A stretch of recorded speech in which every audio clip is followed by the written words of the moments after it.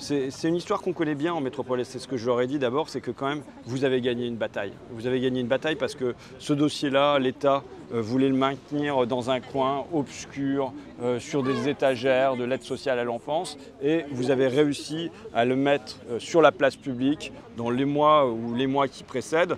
On peut aller voir un certain nombre de députés pour leur dire n'en faites pas une petite affaire politicienne de combat gauche-droite, de règlement de compte à l'intérieur de votre parti, quand il s'agit de la grande histoire populaire, de la grande histoire de la France.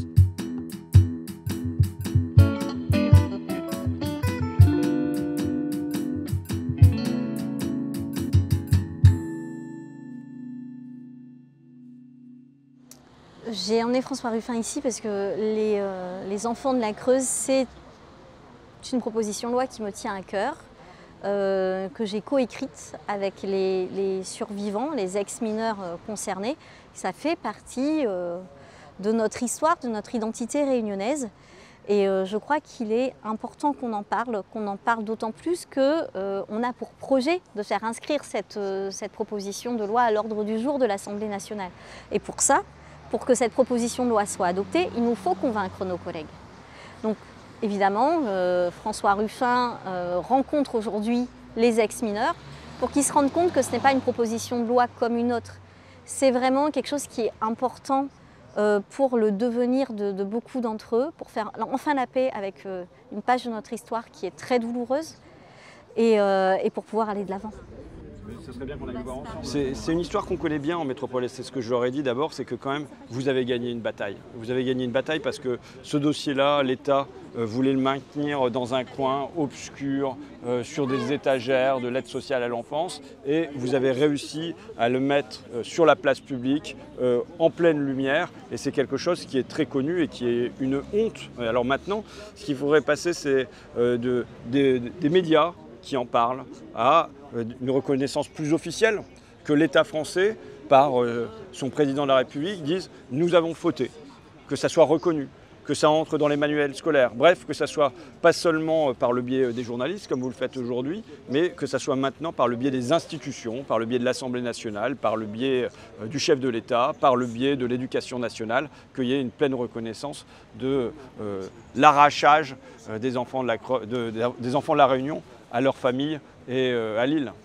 Vous, de votre côté, comment vous pouvez débloquer les choses, si vous pouvez aider à cette reconnaissance? Moi, je dis, j'ai une locomotive qui tire, c'est Karine Lebon, puisqu'elle est députée d'ici. Et moi, je viendrai, par des interventions médiatiques ou à l'Assemblée, appuyer ce qu'elle fera. Et donc là, il y a notamment sa proposition de loi qui doit revenir en conférence des présidents avec les associations. Je pense que dans les mois ou les mois qui précèdent, on peut aller voir un certain nombre de députés pour leur dire n'en faites pas une petite affaire politicienne de combat gauche-droite, de règlement de compte à l'intérieur de votre parti, quand il s'agit de la grande histoire populaire, de la grande histoire de la France, y compris avec sa part de honte, mais qu'il vaut mieux reconnaître. Vous savez, moi, j'ai cette phrase Lao Tse en tête, et c'est vrai, je pense, pour les individus comme c'est vrai pour les pays, qui dit connaître sa honte, soutenir sa gloire. Et donc, on peut être fier de notre pays, mais pour être fier de notre pays, il faut savoir en reconnaître les pages noires. Aujourd'hui, vous avez entendu plusieurs témoignages. Qu'est-ce que ça vous fait d'entendre ça? D'abord, il y a des détails que je méconnaissais, jusque des sévices sexuels. Je croyais que la plupart des personnes étaient nées sous X ou étaient pour de bon abandonnées par leur famille et que c'était l'exception qui avait été arrachée de cette manière-là. Et là, on a des récits. Et puis, vous savez, c'est toujours différent d'avoir quelque chose qui est de l'ordre d'un problème général, lointain, parce que quand même à 10 000 km de ma Picardie, et d'avoir des voix, des vies, des visages qui incarnent ça. Ça donne davantage envie de se battre quand on sait que c'est pour Marie-Germaine, pour Dolcy, pour Florian, qui raconte comment il a travaillé dans une ferme, qui buvait dans l'abreuvoir, que voilà, non seulement il y avait eu la maltraitance par l'État, mais que ça s'était doublé d'une maltraitance par sa famille d'accueil. Ce qui n'est pas le cas pour tous les gens ici. Il y a des gens qui disent moi, mes parents adoptifs m'ont aimé, il faut le dire aussi. On a rencontré différents ministères, on a pris contact avec la présidente de l'Assemblée nationale qui a indiqué vouloir s'impliquer personnellement pour qu'il y ait une réussite à cette proposition de loi, à l'adoption de cette proposition de loi. Et aujourd'hui, c'est François Ruffin qui est de visite dans l'île, qui rencontre les survivants. Et en quelques mots, est-ce que vous pouvez rappeler en quoi consiste cette proposition de loi ? Cette proposition de loi, elle vise surtout à établir une indemnité financière pour les enfants de la Creuse. Donc l'indemnisation financière, c'est quelque chose qui n'a pas encore été fait. Donc il y a eu des choses qui ont été faites depuis la résolution mémorielle de Madame Barretch en 2014. Mais il manque l'indemnisation financière. Il manque une commission de reconnaissance des ex-mineurs. On a besoin de ça pour vraiment que toutes les choses soient dites, parce qu'il y a encore beaucoup de choses qui sont placées sous silence. Il nous manque une journée d'hommage nationale, on n'en a pas. Et aujourd'hui, on a besoin de tout ça. Et il nous manque aussi une maison de l'accueil et de la protection d'enfance que nous voulons voir implantée en Creuse. Et pour ça, les discussions sont en cours. Bon, je suis M. Jean-Marie Jean-Philippe, président de l'association Racine en l'air, vice-président de la fédération. Je suis un déporté des années 60, le 10 octobre 1966. Par des moyens, circonstances bizarres, j'ai été pris par l'assistance sociale, mis à la PEP dans un foyer où c'est que nous avons été violés. Je dis nous avons été violés puisqu'il y a mes camarades et moi. Et donc c'était fait exprès de l'ASE à l'époque qui était au courant. Parce que bon, quand on levait le doigt qui veut aller en France, automatiquement on se disait on en a marre de toutes les atrocités qui étaient faites avec nous, donc on levait le doigt. Et tout ça a été pour but justement pour qu'on enlève la responsabilité aux parents et qu'on puisse sans rouspétance aller en métropole et puis ne pas se sauver, puisque comme j'étais le roi de l'évasion, je me sauvais souvent. Donc il y avait un lavage de cerveau qui se faisait de nous, puisqu'on était mis à l'écart dans une maison créole pour nous faire des photos de la France, la Tour Eiffel, pour nous montrer des choses. Tout ça pour que quand on prend l'avion, on ne se sauve pas et que les parents nous laissent partir. Voilà. Donc je suis quelqu'un qui a subi des atrocités aussi en métropole, par rapport, en tant qu'enfant, être bonne à tout faire, dans une famille, je dis famille, alors que c'était des gardiennes, puisque sur mon dossier, c'était marqué la gardienne. Moi, je m'appelle Dolcy Baudry, je suis chorégraphe de la compagnie Danser Masala et je suis adhérente à la FED. Voilà, moi j'ai été exilée à l'âge de 2 ans en Normandie, dans le Calvados.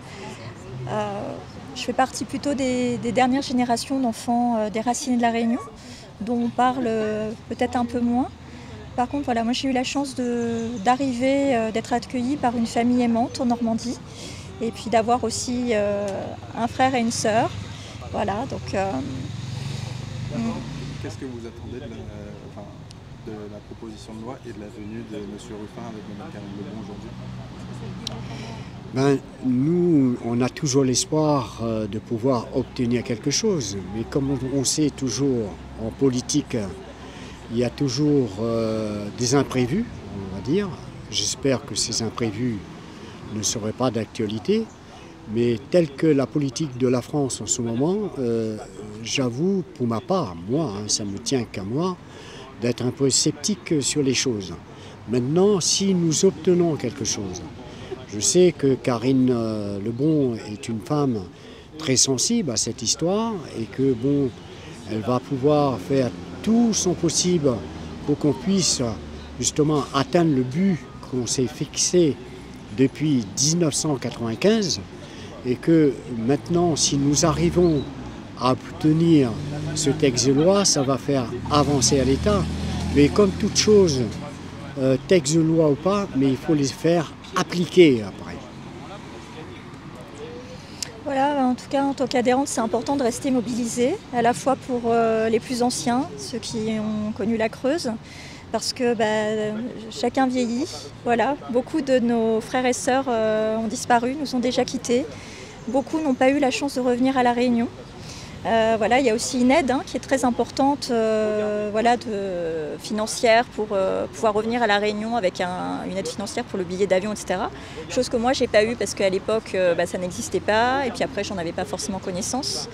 Et c'est vraiment très important de pouvoir découvrir son île, pouvoir peut-être venir s'y installer, retrouver sa famille. Voilà, moi, j'ai eu aussi la chance de retrouver ma famille biologique à La Réunion. Voilà, c'est pas forcément évident d'ailleurs, parce qu'on a aussi la famille qu'on laisse en métropole, avec qui on a créé des liens. Mais notre identité, elle est multiple. Voilà, donc c'est difficile d'être partagé entre la métropole et La Réunion. Donc c'est vraiment important que l'État aille au bout de cette reconnaissance des enfants déracinés de La Réunion. Et voilà, et que chacun obtienne réparation par rapport à sa propre histoire. Sur le dédommagement financier, on ne peut pas mettre un prix sur notre souffrance. On n'a pas décidé encore quel prix mettre.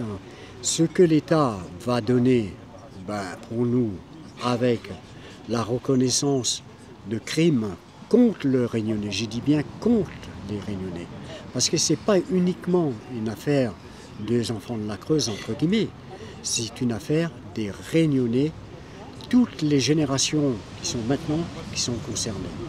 Donc nous sommes satisfaits de ce qui va être si l'État prend ses responsabilités en main et qui balaye devant sa porte. Oui, puis je crois qu'on a réellement un devoir aussi de transmission. Voilà, parce que le temps passe.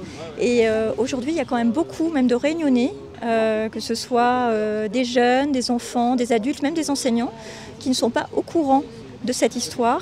Alors en métropole encore plus, même s'il y a eu quand même beaucoup de livres, de reportages, etc. Voilà, la mémoire s'efface. Et je pense qu'il y a vraiment ce besoin-là actuellement. Donc c'est vrai que cette reconnaissance, elle est essentielle pour nous.